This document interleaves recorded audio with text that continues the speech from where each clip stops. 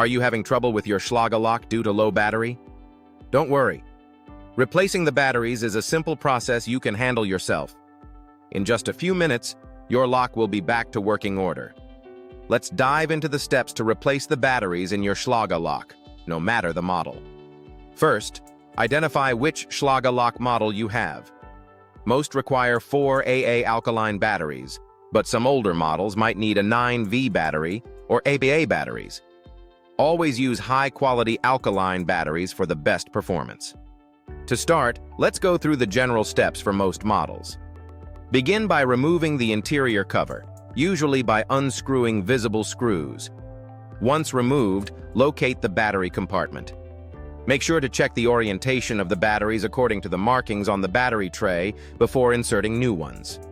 Once the new batteries are in, carefully replace the cover, ensuring no wires are pinched. Lastly, test the lock to ensure it operates correctly.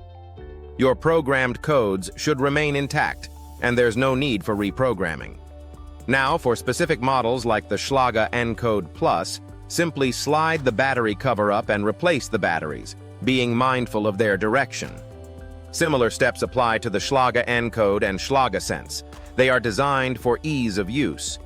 Models like the Schlage Connect require you to unscrew the battery compartment before replacing the batteries, while the connected keypad BE369 involves replacing both AA and A9V battery. If you have a touch deadbolt or touch lever, no screwdrivers are needed. Just replace the 9V battery and reassemble the lock.